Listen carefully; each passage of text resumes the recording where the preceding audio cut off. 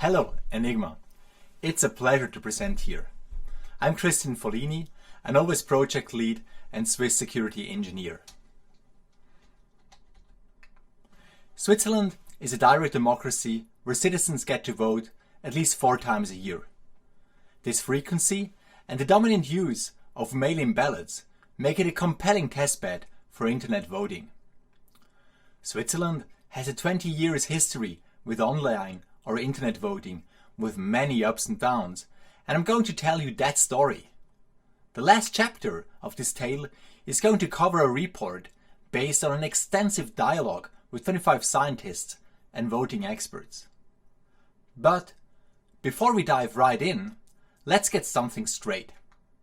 I'm talking about Switzerland here. It's not the same as Sweden despite the similar sound of the name. Sweden has the moose and the Vikings, while we have the cheese and the chocolate. Cheese and chocolate are so deep in our national DNA, it's probably written somewhere in our constitution. In fact, a lot of things are written in our constitution because we vote on individual passages of the constitution several times a year. Since this is such a regular process, the country has streamlined it a big deal, and these days 90% of the people vote by mail. And of course, we also elect our parliament, mostly by submitting paper ballots via Swiss Post or placing them in a public mailbox up to 4 weeks ahead of the vote or election. There are several security risks involved in this remote voting practice, but they're kind of accepted where I come from. And it's only lately that research, like the threat model on this slide, started to take a closer look. Don't try to read the small font here, but look up the paper if you're interested. It explains the many shortcomings of the process and the dozens of auxiliary electronic systems that have been introduced during the last 20-30 years without ever discussing the security implications that they bring. But voting, and especially electing by hand, is also very complicated in Switzerland. Funny enough, you can edit election ballots heavily and still submit them for tallying, like the one on this slide. Following the American presidential election, I got the impression a lot of people do not trust mail-in ballots very much. I have no doubt that large numbers of ballots submitted online would make this conflict even worse. So it's very easy to argue that internet voting is a stupid and outright dangerous idea. Here is Bruce Schneier's take on the topic. We simply can't build an internet voting system that is secure against hacking because of the requirement for a secret ballot. This argument is based on the technological difficulties down in the encryption. It is a compelling argument, as are many others that are regularly brought forward against internet voting. But, perhaps surprisingly, there are also strong arguments in favor of internet voting. Here are the ones that apply in Switzerland. Swiss expats make up 10% of the Swiss citizens. They're allowed to vote at home in Switzerland, and they vote by mail. Needless to say that in a lot of countries, mail just doesn't work very reliably. So these expats regularly fail to return their ballots in time. And given we vote at least 4 times a year, we cannot possibly call them to visit the embassy in the capital of their place to place their ballot. These foreign nationals are effectively disfranchised from the vote. People with severe visual handicaps, as well as quadriplegics, cannot vote without assistance. It is likely to be around 1% of the voting population that need to rely on an assistance because of these handicaps. They need to trust this assistant, and therefore they do not receive the secret ballot that the Constitution guarantees. With the complex options to tinker with election ballots, it is not surprising that people regularly produce invalid ballots. Namely, in elections, some jurisdictions count more than 10% of invalid ballots. With any given democracy, too many invalid ballots undermine the value of the result. So it is an advantage of internet voting that it produces formally correct ballots. And finally, the security problems of the physical voting process itself. It is true that the physical voting in the voting office is very well protected, namely when you compare it to inherently unsupervised mail-in ballots, but lax regulation, bad local practices, and potentially very skilled attackers make an attack on the physical voting process a real possibility. This is especially the case with all the electronic systems that have been introduced to simplify the handling of votes and elections. Discussions around internet voting also shed some light on this problem that was mostly ignored before that. Very much like the United States, Switzerland has organized in a federal way.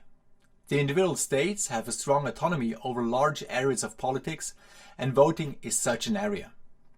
The states, or cantons as we call them, have almost complete authority over votes and elections. So the situation is very much like the United States. It's just that Delaware would compete to be the largest Swiss canton. There is one exception to the state or province authority over votes and elections though. The law that allows for internet voting tests.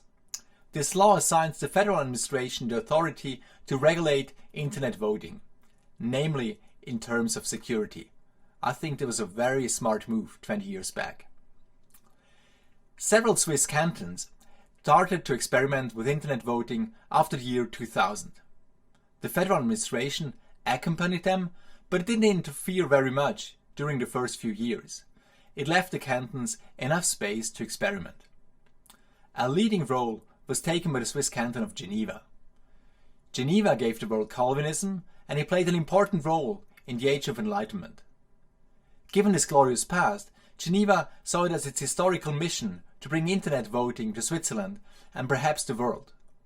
Despite several drawbacks and the need to start over from scratch more than once, Geneva has been persistent in the development of a purely Swiss internet voting system that was also fully open source in its later implementations.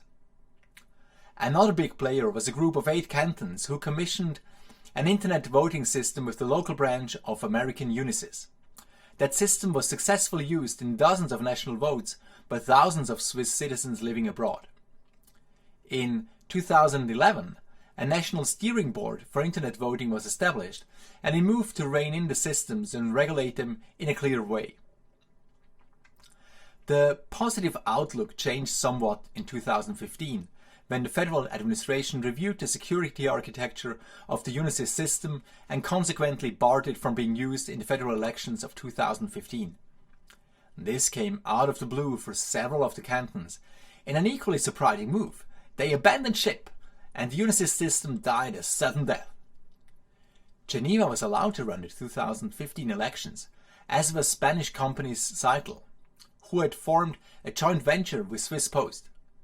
In the years that followed, internet voting was used to transmit around 2% of the votes, while over 90% of the voters used paper mail. The federal administration defined universal verifiability as a key characteristic of the future voting system, and wrote that into the regulation. It saw the remaining problems of a mostly administrative nature, so it called for Swiss cantons to embrace online voting now. In an infamous message, the federal chancellor called for internet voting being offered by two-thirds of the cantons for 2019 national elections. In the same media conference, the chancellor announced a commission that would write a report on the topic and the general readiness of the technologies for wide adoption. The commission was an assembly of administrative voting experts and several lawyers. Cryptographers and computer scientists were substantially underrepresented, and not surprisingly, the Commission reported that internet voting was solved as a problem. The call for widespread adoption and the unilateral orientation of the Commission was a wake-up call for critics of internet voting. They rallied their lines and began to oppose the introduction of internet voting, ultimately collecting signatures to force a public vote on the question. Meanwhile, Geneva and the Cytel Swiss Post joint venture implemented the universal verifiability, and they entered a fierce competition, since it looked as if the cake would be cut up by 2019. It all had an aura of speed and fear of missing out. Yet, implementing universal verifiability proved to be really expensive. And when the political constellation changed in Geneva, the financial and political backing was no longer given. And the canton threw the towel after 15 years of development. The road was thus free for Swiss Post to become the dominant player for the national election of 2019. Swiss Post had obtained a positive 400 pages report from KPMG, and several university professors confirmed the CITL Internet Voting Protocol did what it meant to do. The protocol, that is, not necessarily the source code. As a final step before the federal permit for general use in votes and elections, Swiss Post was formally obliged to publish the code of its closed source CITL system. The publication happened in February 2019, and it took but a few days for the first fatal vulnerability to be published. When there was a second and a third critical vulnerability, the system lost most of the public confidence that Swiss Post had groomed over the course of several years, and the system had to be stopped. Again, only a month before the national election. So, instead of 2/3 of the cantons offering internet voting, it was 0 cantons for the national elections. For many people involved, this was a traumatic experience. After the crash of the remaining system in 2019, it was clear that the process had to be rebooted if internet voting was meant to make a comeback. I credit the stakeholders with realizing quickly that it wasn't opening the system that killed internet voting. No, it was the lack of transparency that allowed Swiss Post getting so far without the inherent defects being detected. So there is a need for early public scrutiny, and it's also pretty clear that internet voting is not a problem solved. Instead, the task force agreed to bring in top scientists to see if it was solvable at all. The task force invited 25 scientists and industry experts to participate in a frank dialogue on internet voting. Naturally, several of the scientists came from the world-leading Swiss technical universities, ETH in Zurich and EPF in Lausanne. Yet, also Vanessa Teague and Olivier Pereira participated after having discovered several weaknesses in the Swiss Post voting system. The scientists were invited to fill out a survey with 62 questions on cryptography, source code development, risk management, reliable printing, forensics, you name it. In a second stage, the scientists would be invited to attend 3 on-site workshops where results of the survey would be discussed, namely in areas where no consensus was visible. So these open questions would be discussed in order to update the federal regulation in a third and final stage of the rebooting process. When planning these workshops, the federal administration invited me to moderate them. In fact, the phone call that sealed the deal happened on a Sunday morning at 5 a.m. after I had landed in California to attend Enigma 2020. But right when we wanted to schedule the workshops, the pandemic hit and on-site workshops became a no-go. So we decided to discuss around 50 questions on a dedicated internet platform in the form of GitLab issues over the course of 12 weeks. Given the scientists involved, it comes as no surprise that cryptography, voting protocols and software development were the topics with the hottest debates. Here we were really able to draw up on an immense body of knowledge. Other areas, administrative risk management, statistics, questions around political science, etc., were much thinner and attracted less statements. All in all, we saw around 700 individual statements on the platform, a number that includes my moderation. I think it important to highlight the fact that we reached consensus in almost all of the topics discussed, and also that there was very little political pressure one way or the other. The result is thus a summary of the 62 survey questions and a consensus position on the 50 questions posted on the platform. This was all fortunate to report that the Federal Administration published in English in November 2020. For some of the questions, the plenum was not the right body to discuss something in detail. Therefore, the Federal Administration commissioned separate reports from individual scientists on specific topics. The viability of a particular form of a public bulletin board was such a topic, or the feasibility of cross-channel plausibility checks on the results. While these complementary reports were being finished, the task force moved to discuss the response and recommendations by the scientists and write into a more political report that he published in December. This report attempts to strike a balance between the scientific advice and the political stakeholders. It is not the new regulation yet, but it gives a good idea where this is going, and I was pleased to see that this more political report is pretty much in line with the recommendations by the scientists. But let's turn back to the scientists' report and look at some of its key recommendations. Here is the front page and the table of contents. Don't try to read it, it's much too small, but please download it from the website. The scientists conclude that Switzerland has come a long way with its endeavor to introduce internet voting. The structure with the cantons on the state level advancing their systems and the federal administration executing regulatory oversight is seen to be working. Yet, the scientists see a need to adjust the regulation as well, perhaps in a continuous way.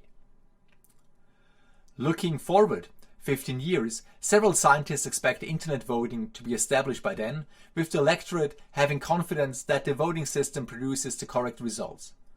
For other experts in the group, this moment is probably further away, or they were unsure if internet voting will ever earn the trust necessary for being established. An important recommendation dealt with the specifications of the protocol and its implementation. It defines that there have to be several layers of specifications from the top protocol down to the source code of the system.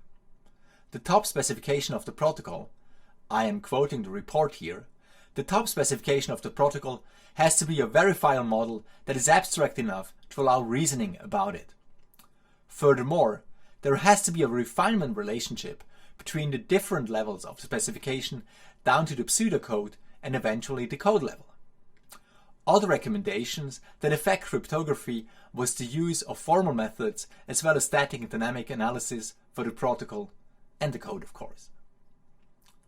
There was a strong call for diversity as a means to bring resilience to the system so it could resist attacks and guarantee the secrecy of the vote and the correctness of the result. In the survey phase of the dialogue, individual participants expressed concerns with adding different hardware types, with running a variety of operating system families, with multiple implementations of the software in different languages compiled on different compilers. They mentioned complexity and the integration costs as limiting factors. However, when discussing the question on the GitLab platform, these concerns were quickly addressed, and they imploded in the discussion. The key winning argument was the following: diversity adds costs in a fairly linear way, while the security benefits that the diversity brings about are exponential. So coding security is important, as is hardening, but beyond a certain barrier, it is better to develop and run various implementations of the system in parallel. According to the consensus opinion, transparency and the free access to as much information as possible are key factors to allow public scrutiny as a means to build confidence into the system.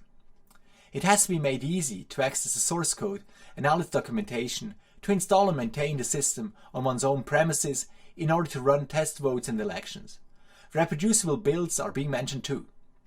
It's possible to allow this all under proprietary license, but it's far more difficult since the closed source development stands in the way of transparency. I quote the report again. An open source license is therefore very recommended for an internet voting system. I have explained how the federal administration has authority over the security of internet voting, despite the Swiss cantons having authority over voting in elections.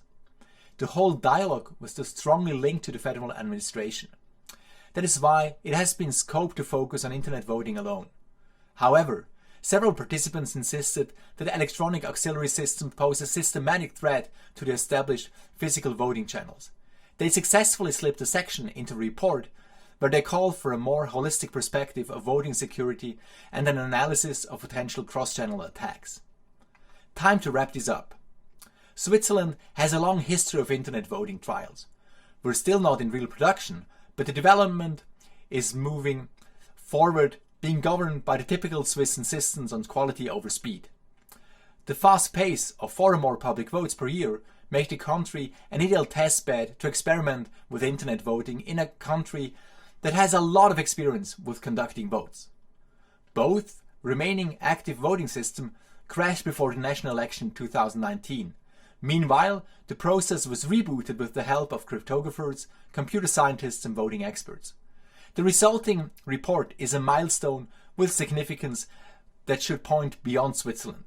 Regulators and administrations around the world should read this report if they're attempting to introduce internet voting for their jurisdictions.